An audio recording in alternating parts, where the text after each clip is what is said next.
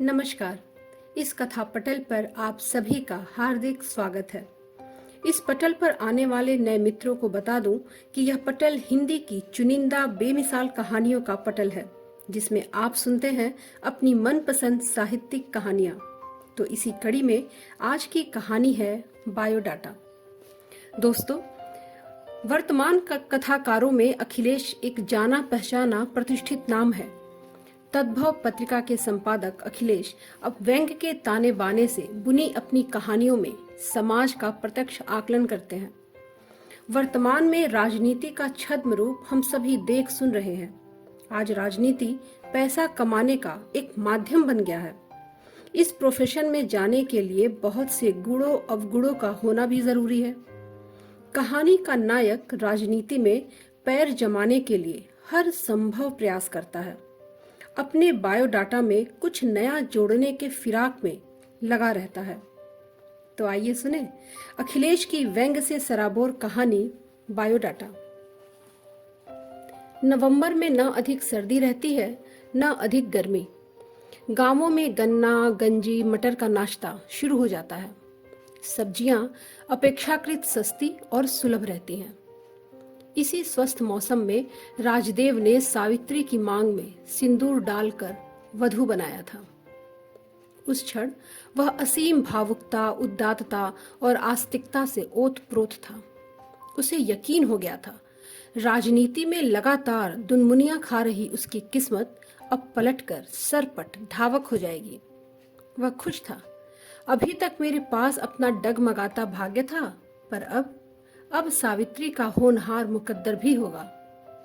वह गुनगुनाया, हम दो नावों के पथिक हुए एक, और अपना ब्राउन कलर का जूता कसने लगा था।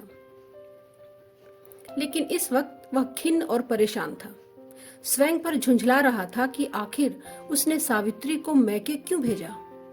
थोड़ी देर पहले तक प्रसन्नता से गदगद था, जबकि अब खिन्न और परेशान।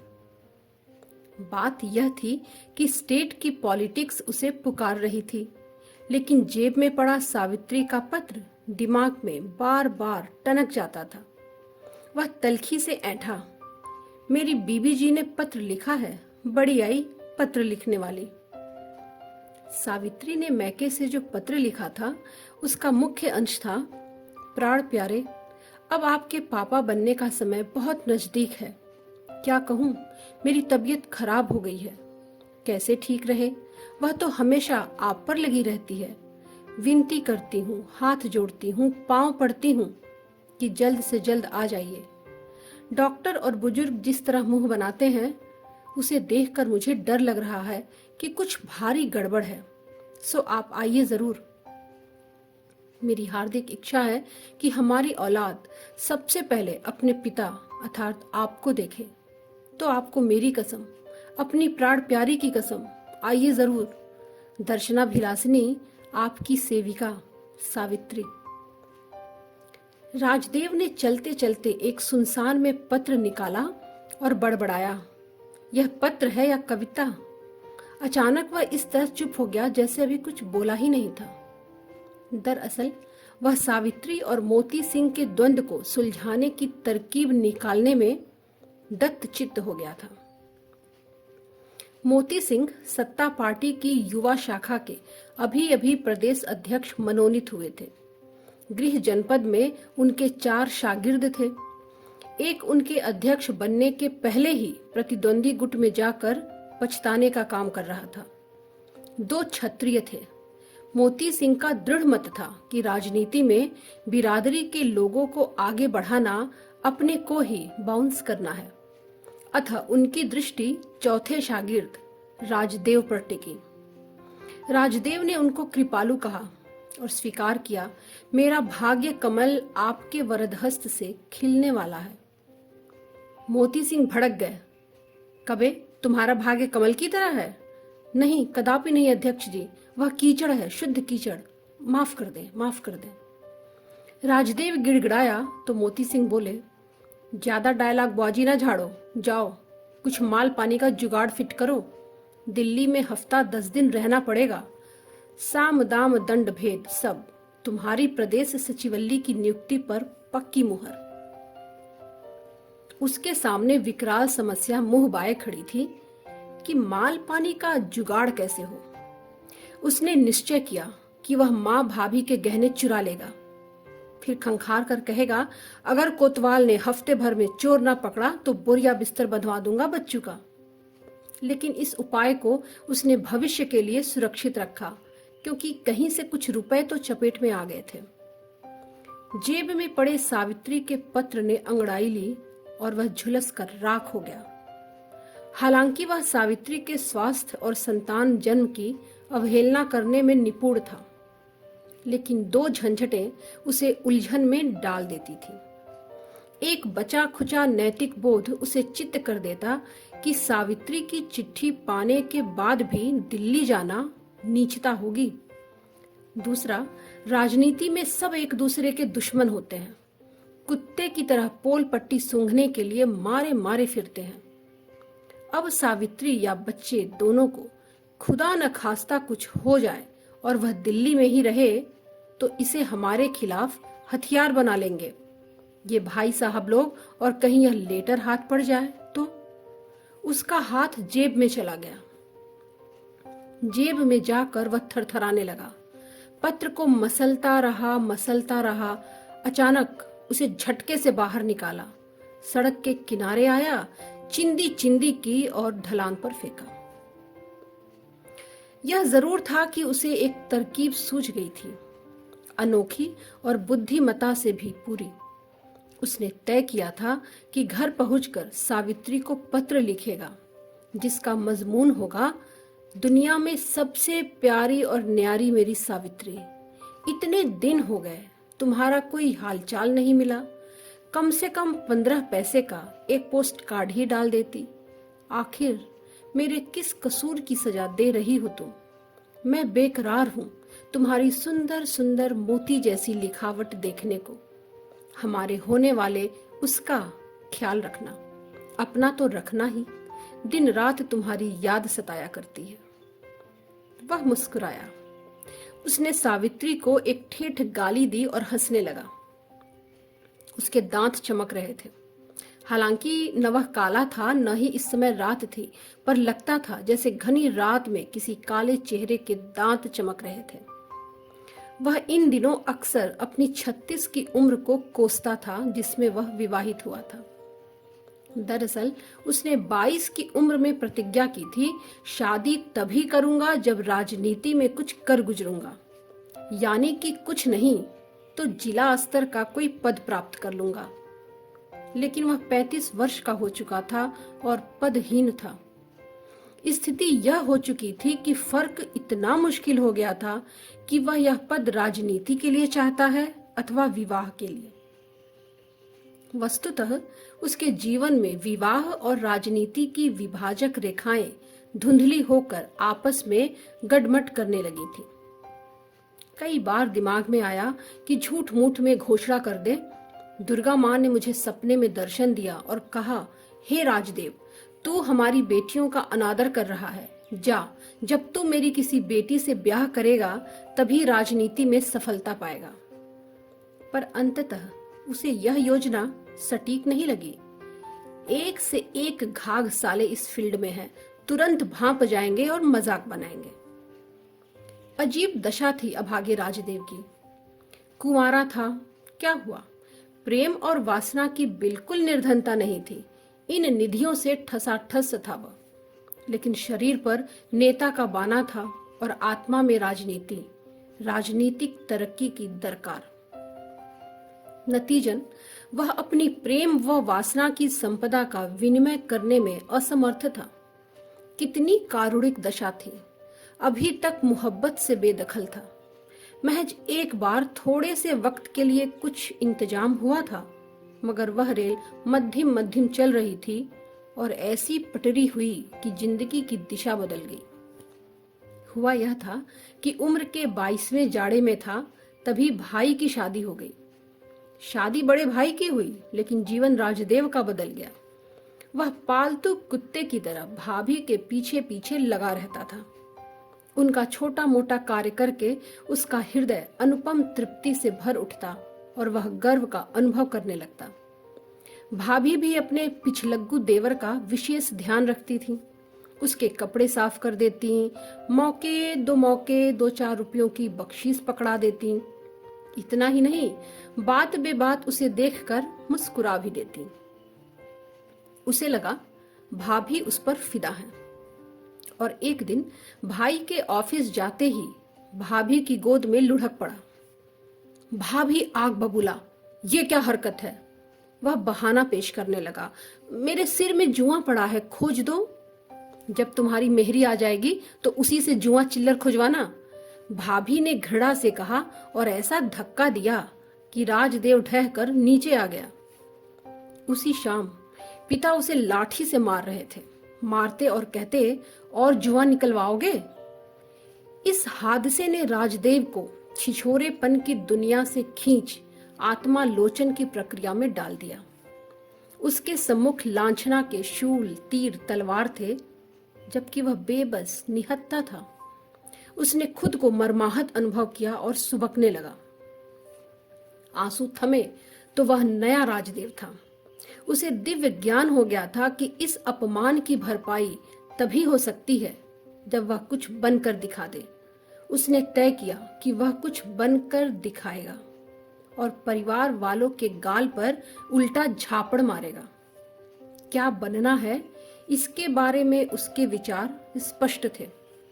वह दृढ़ प्रतिज्ञ था कि उसे नेतागिरी ही करनी है, क्योंकि उसने जान लिया था सुख की सर्वोत्तम मलाई राजनीति के दूध में पड़ती है। पहुंचे हुए नेता हो तो चोरी कराओ, स्मगलिंग कराओ, कत्ल कराओ, कोई बाल बाका नहीं कर सकता। प्यार करो, वासना, दारू पियो, कानून की ऐसी की तैसी कर दो, कोई खौफ नहीं। पुलिस, पीएससी, हाकिम, हुक्काम, डाकू, बदमाश, सब के सब हाथ जोड़े मिलेंगे। ईश्वर की अनुकंपा से माल पानी की कमी नहीं। इंजीनियर वगैरह का तो ट्रांसफर करवा दो तो चांदी, रुकवा दो तो चांदी। चुनाव का पैसा है, खसोट लो। सूखा बाढ़ का पैसा है, हड़प लो। यहाँ भौजाई से जुआ खुजवाने में लात खानी पड़ी, वहां तो सैकड़ों हसीनाएं हासिल हो जाएं। चाहे जितने गुलछर्रे उड़ाओ, कोई चूं चपड़ करने वाला नहीं। ऊपर से फायदा यह कि पब्लिक में दबदबा भी, हमेशा जय जयकार होती रहे। काम कुछ खास नहीं, बस कुर्ता पैजामा पहन लो और मौका पड़ने पर भाषण झाड़ दो। वह कल्पना में भाषण देने लगा। भाइयों और बहनों, सज्जनों और देवियों, कल्पना में ही उसने पाया कि भाई घूस लेते हुए पकड़ लिए गए हैं और हवालात में बंद हैं। भाभी हाथ जोड़कर गिड़गिड़ा रही हैं, मेरे नेता देवर, छुड़ा लो मेरे पति को, छुड़ा लो अपने भैया को। भाभी उस पर लुढ़की आ रही हैं, लुढ़की आ रही हैं। उसने झिटक दिया, हम पर ना लुढ़को, हमारे सिर में तो जुआ और बदन में चिल्लर है। भाभी गई और पिता आ गए। उन्होंने उससे मिलने की पर्ची पर अपना नाम लिखकर भेजा। नौकर से कहा, जाओ कह दो अभी मैं जुआ निकलवा रहा हूँ, मेरे पास फुर्सत नहीं है, 3 दिन बाद आए तो मिलने पर विचार करूंगा। भाई को तो उसने पहचानने से इनकार कर दिया। वह शैने शैने कुर्ता पहन रहा था, शैने शैने पैजामा पहन रहा था। उसने पलकें झपकाई और पलकें उठाई और प्रतिज्ञा की, अब मैं अपनी मेहरी से जुआ खुजवाऊंगा और चिल्लर भी, लेकिन तब जब नेता बन जाऊंगा। हाँ, शादी तभी करूंगा जब राजनीति में कुछ कर गुजरूंगा, यानी कि कम से कम जिला स्तर पर कोई पद हथिया लूंगा। वह केंचुल से निकल रहा था, केंचुल में घुस रहा था, केंचुल से निकलकर रेंग रहा था। राजनीति की उबड़ खाबड़ डगर पर रेंगते रेंगते राजदेव के बाल झड़ने लगे, आंखों की ज्योति मंद होने लगी, दांत पायरिया के घेरे में आ गए। अब उसे अधिक मेहनत पर हल्की थकान लगने लगती थी। 36 की उम्र में वह काफी कुछ थक गया था। इसलिए जब जिला मंत्री बना तो शुभचिंतक बधाई की जगह मशवरा देने लगे, अरे राजदेव, अब शादी कर ही लो, ज्यादा टाल मटोल करोगे तो बाद में होगी ही नहीं। राजदेव को दान दहेज खास हासिल नहीं हुआ था, पर संतुष्ट था। चलो शादी हुई, नहीं तो जिंदगी भर व्याकुल घूमता रहता, प्रेम और वासना का दलदर घेरे रहता। कुल मिलाकर स्थिति यह थी कि उसके जीवन की हंसी खुशी के गुब्बारे में सावित्री की भाग्य पंप कर रही थी। कोई दोस्त मिलता तो राजदेव कहता, अरे भाई एक दिन घर आओ, अपने भाभी के हाथ की चाय पियो। कोई बुजुर्ग मिलते तो कहता, आइए एक दिन अपनी बहू को आशीर्वाद तो दीजिए। राजनीतिक हमजोलियों के बीच उसने घोषणा कर दी, मैंने दहेज नहीं लिया है और एक गरीब लड़की का उद्धार किया है। वह अपनी इस गप पर मुग्ध होता और अकस्मात दहेज प्रथा के विरुद्ध संक्षिप्त भाषण करता। वह कहता, भारतवर्ष के नव युवकों को बाल विधवाओं, विपन्न कुंवारी कन्याओं के उद्धार के लिए आगे बढ़कर महानता की मिसाल कायम करनी चाहिए। मुझे देखिए, मैंने तो दुखियारी की जिंदगी संवार दी। मेरी बीबी सावित्री आज सुखी है और मेरा एहसान मानती है। वह अपने इस मुक्ति पर गदगद था। सोच चुका था टिकट के लिए अपने बायोडाटा में जोड़ देगा कि उसने विपदा की मारी एक लड़की को बिना दान दहेज अपना बनाकर सेवा की है। वह बुदबुदाता, हे भगवान, मुझ पर कृपा दृष्टि डालकर टिकट दिलाओ। जिला मंत्री की पोस्ट कोई पोस्ट होती है ससुरी? अनुकंपा करो प्रभु। मैं पानी तो पानी, सावित्री के पुण्य से ही एव मस्तु बोलो। सावित्री पर वह फिदा था। उसका विवाह हुए आधा साल भी नहीं हुआ था। सावित्री की एक एक अदा उसे फिरकी की तरह नचाती। मसलन वह रसमलाई पसंद करती थी। वह अक्सर कुल्हड़ में रसमलाई छुपा कर लाता और रात में मनुहार करके खिलाता। बाजार में कभी टिकिया का दोना बांधता हुआ दिखता। वह इन खाद्य पदार्थों को तस्करी के सामान की तरह सनसनीखेज लुका छिपी के साथ लाता और एकांत में सावित्री के मुंह में डालता। दोस्तों ने घोषणा कर दी। उन्हें विश्वास हो गया था राजदेव की राजनीतिक मृत्यु हो चुकी है और वह जोरू की गुलामी में जीवन यापन करेगा। लेकिन परिवार के लोग प्रसन्न थे कि लड़का रास्ते पर आ रहा है। भाभी मुस्कुराती, लाला जी अब मेरी गोद में नहीं लुढ़केंगे जुआ खुजवाने को। वह उदास हो जाती। लाला जी पूरे 14 बरस कैसी बेरुखी बरते हैं हमसे। कहाँ तो हरदम छुछवाते रहते थे और कहाँ 14 बरस बोले ही नहीं। लेकिन वह संतुष्ट थी कि लाला जी की जिंदगी अब सुधर रही है। पर राजदेव की जिंदगी के सुधरने में कुछ बाधामूलक तत्व थे।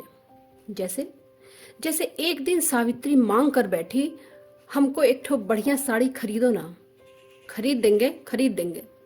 वह कैसे बतलाए कि रस मलाई, टिकिया इत्यादि से प्रेम का सबूत तो दिया जा सकता है, पर साड़ी भेंट करना तभी मुमकिन है जब दंगा फसाद में कोई साड़ी की दुकान लूट जाए। यह दिक्कत आती ही नहीं यदि सावित्री को वह बतला देता कि वस्तुतः वह आर्थिक दृष्टि से एक जीर्ण शीर्ण चिरकुट इंसान है। उल्टे वह तो फोकस मारता था कि उसके जीवन में पैसे की झमाझम बारिश हो रही है। शायद इसलिए कि सावित्री की छोटी बड़ी चीजों की फरमाइश के जवाब में वह उत्कृष्ट बहाने पेश करता। जैसे एक गरीब के बेटे को इलाज के लिए लंबी रकम दान करने के कारण इस वक्त उसका हाथ खाली है। इसी तरह कभी चेले चपाड़ों के कपड़े सिलवाने, कभी उनकी खुराकी में पैसे खर्च हो जाते। चंदों में तो वह अच्छी खासी रकम अक्सर फूक चुका होता। तो इस प्रकार की कपोल कल्पनाओं को ढाल बनाता और सावित्री की हथेली पर कभी धनराशि न रखता। उल्टे वह शादी के समय प्राप्त सावित्री की ही धन को दिन प्रतिदिन क्रमशः हड़प रहा था। कमा कुछ नहीं रहा था, खर्च पूरे मनोयोग से कर रहा था। सावित्री अधिक हुज्जत करती तो वह चिड़चिड़ा उठता, उफ तंग आ गया मैं, सिर भन्नाने लगा है। नतीजन रात को सावित्री तेल डालकर उसके सिर की चंपी करती। पैर तो वह रोज दबवाता ही था, मगर जब हर्षित रहता तो न चंपित कराता न पैर दबवाता। पर एक दिन ऐसा हुआ कि वह हर्षित नहीं था, फिर भी न तो उसने चंपई करवाई न पैर दबवाए। सावित्री पास खिसकी तो वह दूर खिसक गया, वह और पास आई तो वह और दूर। जब वह एकदम किनारे पहुंच गया तो उठ बैठा। वह उद्विग्न था। दरअसल उसे राजनीति की याद सताने लगी। उस पर पुनः राजनीति का नशा चढ़ने लगा। वह छटपटा रहा था कि कब तक गृहस्थी की घुइयां छीलता रहेगा और मंजिल से दूर होगा। उसके हृदय में सुक्ति उठती। हम लोगों के लिए राजनीति ही जीवन संगिनी है और जीवन संगिनी रखेल। जो रखेल को जीवन संगिनी समझ लेते हैं, लक्ष्य सदैव दूर रहता है। वह पछताता कि इस उम्र में लोग मिनिस्टर बन जाते हैं, जबकि वह बीबी की चरण रज धोकर पीने में जुटा है। उसने अपने को धिक्कारा और राजनीति को समर्पित हो गया। पार्टी ऑफिस पहुंचकर उसने कहा, अब तक मैं भ्रमित था, अब मैं फिर से अपने घर वापस आ गया हूं। अब वह लगातार देर रात आता था और सुबह पूजा पाठ के बाद निकल जाता था। सावित्री पति की बेरुखी से थर थर कांपती, रोती, उसका कसूर क्या है। प्रभु से विनती करती कोई ऐसा अवसर आए कि उसका पति खुश हो जाए। जल्दी ही अवसर आया। उसके गर्भ द्वार पर शिशु ने दस्तक दी। वह पहले डरी, चिंतित हुई, फिर खुशी के झरने में नहाने लगी। इस खुशखबरी को उसने राजदेव की आंखों में आंखें डालकर बताया, उसके कानों को अपने चिकने पेट पर लिटाकर सुनाया, नाली में उल्टी करके दिखाया। राजदेव ने इच्छा प्रकट की, मैं चाहता हूं हमारा बच्चा ननिहाल में जन्म ले, सो तुम मैके चली जाओ। मैं मैके नहीं जाना चाहती, मैं तो आपके पास रहूंगी। राजदेव ने समझाया, वहां तुम्हें आराम रहेगा, दुलारी बिटिया हो, सब ख्याल रखेंगे तुम्हारा और तुम्हारे बच्चे का। वह सुबकने लगी, तो आप लोग ख्याल नहीं रख पाएंगे? राजदेव ने प्यार से समझाया, देखो, जैसे नए या तुरंत आजादी पाए देश होते हैं ना, वे विदेशों से मदद लेते हैं। यही जानो कि हम नए मियाँ बीबी होने वाले बच्चे के लिए उसके ननिहाल से मदद ले रहे हैं। सावित्री ने डबडबाई आंखों और मुस्कुराते होठों से अपने सामान्य ज्ञान का परिचय दिया। कहा, लेकिन विदेशों से मिली मदद भी कर्ज होती है। ऐसे तो हमारी औलाद जन्मते ही कर्ज में घिर जाएगी, पैदा ही कर्ज में डूबी हुई होगी। देखो, ज्यादा विदेश नीति ना झाड़ो, मैं कहता हूं मान जाओ। तुम कुछ बोलती क्यों नहीं? वह झुंझला गया। फिर भी सावित्री कुछ न बोली। तो तुम मानोगी नहीं? नहीं। दांत पीसते हुए उसने धमकी का लाल मिर्चा झोंका, नहीं मानोगी? नहीं। अब वह भड़क गया। ठीक है, देखता हूं कैसे नहीं जाती हो। मैं बहुत ही खतरनाक इंसान हूं, तुमने मुझे समझा नहीं है। मेरी कमीनगी अभी देखी कहाँ है? किसी बात पर अड़ जाता हूं तो फिर अड़ ही जाता हूं। मैं कहता हूं तुम्हें जाना पड़ेगा, जाना पड़ेगा, एक नहीं 1000 बार जाना पड़ेगा। उसे खांसी आ गई। खोखो करने के बाद वह फुनत तड़का, मैं किसी को आसमान पर चढ़ा सकता हूं तो उसे धरती पर पटक भी सकता हूं। सावित्री जब मैके के लिए विदा हो रही थी तो सचमुच एक लाचार पिटी थकी हारी थी। बाहर रिक्शा खड़ा था, भीतर अपने कमरे में रो रही थी। राजदेव सोच रहा था सावित्री अभी उससे लिपट कर फूट फूट कर रोएगी, पर उसने केवल अपना सिर पति के बाएं कंधे पर धीरे से रखा और रोने लगी। राजदेव को कुछ न सूझा तो वह स्वामी विवेकानंद की तरह सीने पर हाथ बांध खड़ा हो गया और बोला, चुप रहो, बच्चे का ख्याल करो, रोते नहीं हैं। पर सावित्री थी कि रोए जा रही थी। अगली सुबह सावित्री घर में नहीं थी और राजदेव को लग रहा था कि हथेली के वे आंसू सूखे नहीं हैं, वह जगह अभी भी भीगी हुई है। बार बार उस स्थान को अपनी आंखों से स्पर्श कराता और भावुक हो जाता, अपने बाल नोचता, फुसफुसाता, मैं पापी हूं, मैं पापी हूं। वह अपने कमरे में घुसता तो सूना महसूस करता। हालांकि सब कुछ उसी तरह था, केवल एक बक्सा नहीं था। वह तकिए में मुंह छिपाकर लेट गया, देर तक सोता रहा। शाम को नींद खुलने पर उदास था, तरोताजा था। उदास कम था, तरोताजा ज्यादा था। उसने जोर की अंगड़ाई ली और सोचा, चलो बाहर कुछ लोगों की चमचागिरी करके आए। अब वह अविराम चमचागिरी कर रहा था, लेकिन सावित्री के पत्र ने अवरोध पैदा कर दिया। मगर सावित्री को भेजने वाले पत्र के मजमून ने अब सब समतल कर डाला था। अब तो वह साफ मुकर जाएगा, कह देगा, उसे तो कोई पत्र मिला ही नहीं, मेरी तुम्हें परवाह ही नहीं, उल्टे खुद वह तोहमत लगाएगा। उसने सावित्री को पत्र न भेजने की शिकायत लिखकर पत्र पेटिका में डाल दिया और अनवरत प्रदेश सचिव बनने के उत्साह में हिल रहा था। हृदय में इच्छा उठ रही थी कि बचपन की प्रार्थना गुनगुनाए, हे प्रभु आनंद दाता, ज्ञान हमको दीजिए। पर तभी यह तार, कम सुन। सावित्री ने उसे तुरंत बुलाने के लिए तार कराया था। कम सुन, विपत्ति के घिरे अभागे की तरह उसने सिर थाम लिया। अब क्या होगा, अब क्या होगा? तार वाले ने दस्तखत करा लिया, इसलिए वह फंसा पा रहा था। तार चिट्ठी की तरह बेसबूत नहीं होता। वह बुदबुदाया, अब क्या होगा? मोती सिंह ने कहा है, किसी दिन किसी भी समय दिल्ली यात्रा का प्रोग्राम बन सकता है। लखनऊ तक ट्रेन के एसी डिब्बे में, फिर हवाई जहाज का सफर। वह चहचहाया, सचिव न भी बने, जहाज पर तो उड़ लेंगे। वैसे मोती सिंह के कारण सचिव पद भी थोड़ा करीब खिसक आया है। एक बार उसे प्रदेश की राजनीति में घुसने का मौका मिल जाए तो दिखा दे अपना हाथ जगन्नाथ। सबसे पहले तो संगठन में जगह जगह अपने आदमी फिट करेगा। इसके बाद मोती सिंह को ही 4 लात लगाएगा और खुद अध्यक्ष हो जाएगा। इलेक्शन में युवा शाखा कोटे से टिकट पाएगा, फिर एमपी, उपमंत्री, राज्य मंत्री। उसे सावित्री की बात याद आ गई जो कहती थी, तुम प्रधानमंत्री बन जाओ, इसके लिए मैं व्रत रखूंगी। कितना प्यार करती है मुझे। उसे अपने पर ग्लानि आई और सावित्री पर प्यार। कैसे वह दुख में भी हंसती रही। मैंने कितना सताया, गुस्सा किया, बेइज्जत किया, झूठ बोला, उसने चूं न की। कैसे हमेशा उसने मेरे फरेब पर भरोसा किया। कैसे सारी रसमलाई गप गप खा जाती थी और मैं खुश होकर उसे देखता रहता था। ना मालूम कैसी तबीयत होगी बेचारी की। कम सून लिखकर मुझे पुकारा है। मुसीबत की मारी ने मुझे बुलाया है। मैं जरूर जाऊंगा, जरूर जाऊंगा। कोई भी ताकत मुझे ससुराल जाने से रोक नहीं सकती। मैं सचिव पद को भाड़ में झोंकूंगा और पत्नी के पास पहुंच जाऊंगा। कभी न चुका सकने वाले उधार का प्रबंध करूंगा। मिठाई, फल, मेवा, कपड़ा खरीद कर ले जाऊंगा। वह खुश हो जाएगी। वह हंसा। कितना सरल है खुश करना। ऐसे ही अगर पार्टी के नेता खुश हो जाते तो मजा आ जाता।